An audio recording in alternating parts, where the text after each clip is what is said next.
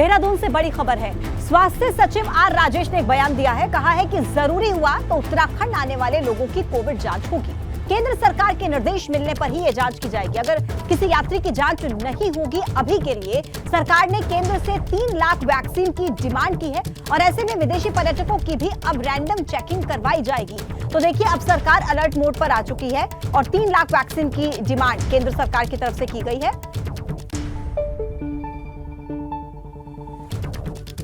Surveillance के अंतर्गत ये अभी फिलहाल आता है। इंटरनेशनल फ्लाइट्स और से जो लोग आते हैं और बाकी जो रेल वगैरह से जो आते हैं, तो सर्वेलेंस तो है, लेकिन अभी फ़िलहाल कोई टेस्टिंग इत्यादि और RT-PCR वगैरह की कार्रवाई हम लोग नहीं कर रहे हैं। जैसे सिचुएशन इवॉल्व होता है, जैसे भारत सरकार से गाइडलाइन प्राप्त होते हैं, हम वैसा करेंगे। कोरोना के नए वेरिएंट के बाद उत्तराखंड सरकार ने सतर्कता बरतने के निर्देश दिए हैं। प्रदेश में संक्रमण की रोकथाम के लिए बड़े स्तर पर बूस्टर डोज लगाने के निर्देश दिए हैं। मुख्यमंत्री ने प्रदेश भर में बूस्टर डोज लगाने के लिए अभियान चलाने को कहा है।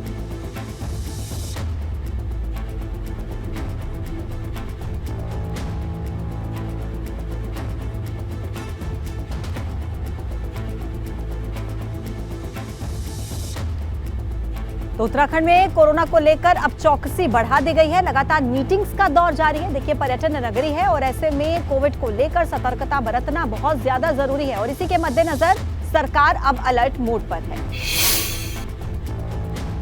राजभवन ने धर्म स्वतंत्रता संशोधन विधेयक पर मुहर लगा दी है। देखिए, अब धर्मांतरण के खिलाफ पहाड़ पर सख्त कानून लागू हो गया है, जिसमें आरोपी को 10 साल तक की सजा का प्रावधान है। मुख्यमंत्री धामी ने कहा कि अगर किसी ने पहाड़ पर धर्मांतरण की कोशिश की तो कठोर कार्रवाई होगी, जिसमें 10 साल की सजा का प्रावधान किया गया है।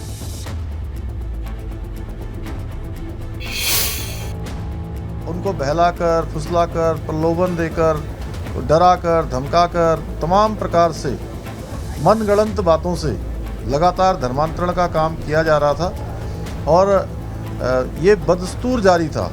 उसको रोकने के लिए यहाँ पर एक कड़ा कानून जरूरी था, जिसको हमारी सरकार ने हमने तय किया कि उत्तराखंड के अंदर जो भी अब धर्मांतरण के मामले में कहीं भी पाया जाएगा, जो भी इस प्रकार के गलत काम करते हुए पाया जाएगा, उसके खिलाफ कड़ी कार्रवाई होगी। और आज महामहिम जी ने भी उस पर अपना अनुमोदन दे दिया है, तो निश्चित रूप से अब एक कड़े कानून के रूप में उत्तराखंड में लागू हो जाएगा। उत्तराखंड धर्मांतरण कानून 2018 में संशोधित पारित विधेयक को आज राजभवन ने अपनी मंजूरी दे दी है और राजभवन की मंजूरी के बाद जो संशोधन हुए थे वो आज से राज्य में कानून के रूप में लागू हो गए हैं। और यहाँ पर यह जानना बहुत दिलचस्प हो जाता है कि 2018 में भाजपा सरकार ने धर्मांतरण कानून जो बनाया था, उसमें धामी सरकार ने क्या क्या संशोधन किए हैं। और उसमें सबसे बड़ा संशोधन ये है कि धर्मांतरण कानून को, यानी अगर कोई जबरिया या बहला फुसलाकर किसी का धर्म परिवर्तन करवाता है तो इस कृत्य को जुर्म की श्रेणी में रखा जाएगा,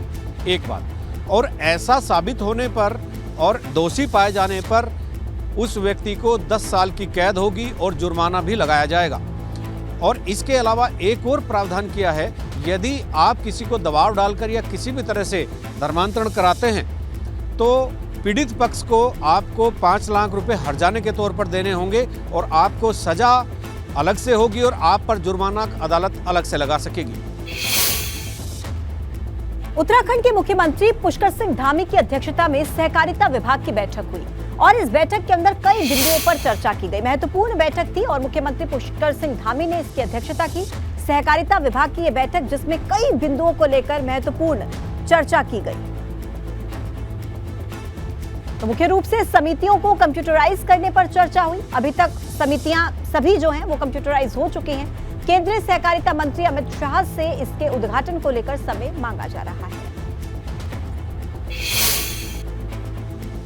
उत्तराखंड डिग्री कॉलेज में कल छात्र संघ चुनावों के लिए मतदान होगा। मतदान को लेकर सभी तैयारी पूरी हो चुकी है। कल सुबह 8:30 बजे से छात्र संघ चुनाव के लिए मतदान शुरू हो जाएगा। पुलिस फोर्स के साथ साथ सभी व्यवस्थाएं दुरुस्त भी कर ली गई हैं।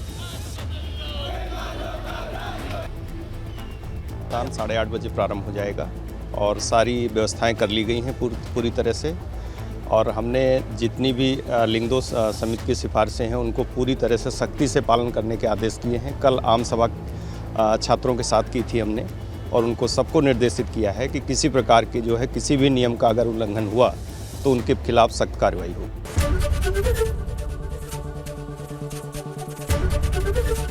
एबीपी गंगा, खबर आपकी, जुबान आपकी।